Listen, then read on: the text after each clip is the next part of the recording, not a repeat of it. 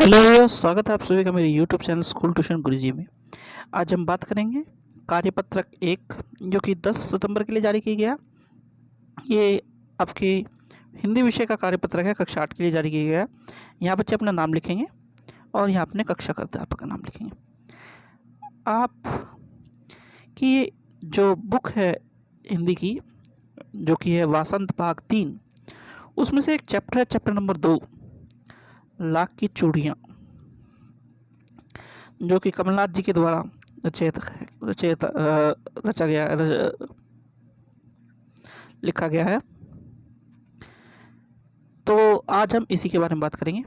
तो आइए देखते हैं क्या कहता है ये कहता है, बच्चों, इस कार्यपत्र के माध्यम से हम अपनी हिंदी की पाठ्यपुस्तक वास्तव के दूसरे पाठ लाख की चूड़ियों के बारे में कुछ जानने के समझने का अभ्यास करेंगे। ये एक कहानी है जिसका मुख्य पात्र बदलू है। बदलू चूड़ी बनाने का कार्य करता था। लेखक ने बदलू के कार्यों को बड़े ध्यान से अवलोकन किया, तभी तो उन्होंने बदलू के काम करने के तरीकों को नीचे लिखे पाठ के अंश में अच्छी तरह से बताया। तो बच्चों, कहानी की शुरुआत कुछ चीज़ें होती है। तो क्या कह रहा है ये कह रहा है कि जो रचयिता हैं या लेखक है वो है कमलनाथ जी, और उन्होंने इस पाठ की रचना की लाख की चूड़ियों की। इसमें एक पात्र है बदलू, जो कि चूड़ी बनाने का कार्य करता है और चूड़ी बनाने का कार्य बहुत ही अच्छा करता है। इसीलिए जो लेखक हैं उन्होंने उसका बारीकी से अवलोकन किया और इस पाठ में उसे बताया। तो इसमें कुछ अंश दिया हुआ है आपकी इस वर्कशीट में इस बारे में। तो ये देख लेते हैं क्या दिया हुआ है।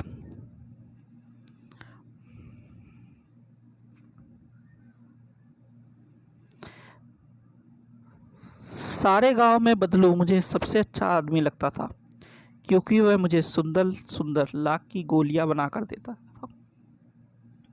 मुझे अपने मामा के गांव जाने का सबसे बड़ा चाव यही था कि जब मैं यहाँ से लौटता था तो मेरे पास ढेर सारी गोलियाँ होती थी, रंग बिरंगी गोलियाँ, जो किसी भी बच्चे का मन मोह ले। तो लेखक क्या कह रहा है कि उनके सारे गाँव में बदलू ही एक ऐसा अच्छा आदमी था जो सुंदर सुंदर लाख की गोलियाँ बनाता था। और जब वो मामा के गांव जाते थे तो वहाँ से लौटते समय ढेर सारी रंग बिरंगी गोलियाँ लाती थी, जो हर बच्चे को पसंद है। आगे कह रहा है,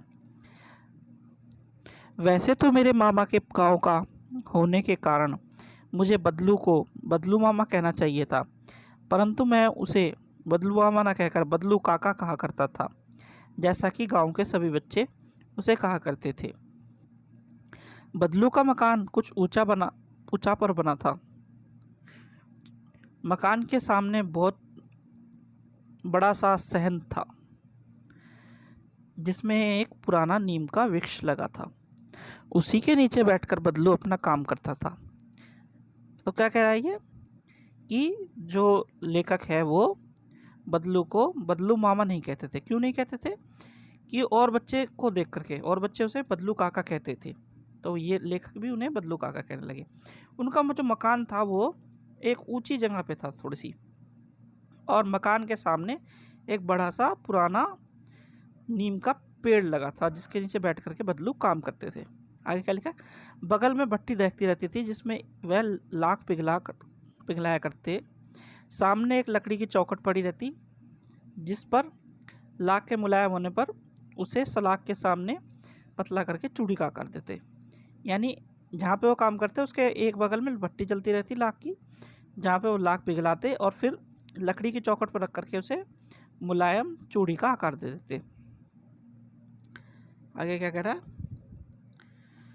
पास में 4-6 विभिन्न प्रकार आकार की बेलनुमा मुंगेरियाँ रखी रहती, जो आगे से कुछ पतली और पीछे से मोटी होती।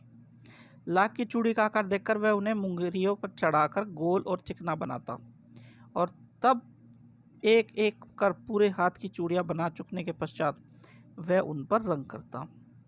तो क्या कह रहा है ये कि वह जब सारी चूड़ियाँ बना लेते थे तो उन पर रंग करते थे। अच्छा, आपने देखा होगा ध्यान दे करके, कुछ अलग तरह के अटपटे से शब्द हैं जो हमें समझ में नहीं आ रहे हैं ना, जो ये हाईलाइट किए वजह से ये वाला, ठीक है। और एक है लाख। तो ये देखते पहले कि एक शब्द क्या है। ये शब्द है लाख। एक ला क्या है? एक प्राकृतिक गोंद एक प्रकार का। फिर है सहन। सहन क्या है? दीवार आदि से घिरा हुआ एक स्थान, ठीक है। फिर है मुंगेरिया। मुंगेरिया क्या है? एक बेलनाकार आकार का ठोस लकड़ी का टुकड़ा, जैसा ये हाथ में लिया हुआ है, ठीक है। तो अब ये पूछ रहा है प्रश्न उत्तर। देखिए प्रश्न, लेखक को मामा के घर जाना क्यों अच्छा लगता था? आपको छुट्टियों में किसके घर जाना अच्छा लगता है और क्यों? तो लेखक को मामा के घर जाना किस लिए अच्छा लगता था? लेखक को मामा के घर जाना इसलिए अच्छा लगता था क्योंकि वह वहाँ पे बदलू से मिलता था, और जो जिन्हें वो बदलू काका कहता था, और वहाँ से जब आता था तो वह उसे ढेर सारी लाकी गोलियाँ देते थे, रंग बिरंगी गोलियाँ, इसलिए उसको छुट्टियों में वहाँ जाना अच्छा लगता था। अब दूसरा भाग क्या है इसका? आपको छुट्टियों में किसके घर जाना अच्छा लगता है और क्यों?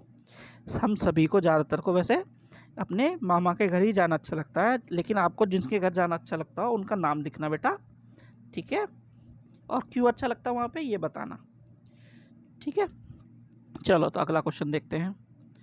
अगला प्रश्न है, प्रस्तुत पाठ में लाख से बनने वाली चूड़ियों का जिक्र किया गया है, क्या आप कुछ अन्य पदार्थों के नाम बता सकते हैं जिनसे चूड़ियाँ बनती है? तो सबसे पहले पदार्थ क्या हो सकता है जिससे चूड़ियाँ बनती है? आप लोगों ने देखा होगा, जो आपकी मम्मी पहनती है, दीदी पहनती हैं, कांच। कांच के बाद प्लास्टिक, ठीक है। प्लास्टिक के बाद हाथी दांत की जो चूड़ियाँ होती हैं उनकी भी चूड़ियाँ होती हैं, ठीक है। इस तरह के जो मटेरियल आपको अच्छे लगते हो और आपको पता हो उन्हें आप लिखिएगा बेटा, ठीक है। अगला प्रश्न है, लेखक बदलू को मामा ना कहकर काका क्यों बुलाता था? अनुमान लगाया कि बच्चे अक्सर ऐसा क्यों करते हैं। लेखक बदलू को मामा ना कहकर काका बुलाता था क्योंकि वह सभी बच्चों को देखता था कि सभी बच्चे लेखक को बदलू मामा ना कहकर बदलू काका बुलाते, तो इसलिए वो भी ऐसा ही करता था। बच्चे अक्सर ऐसा इसलिए करते हैं ताकि वो एक दूसरे के साथ मिल करके रह सकें, ठीक है। चलिए तो अगला प्रश्न देखते हैं।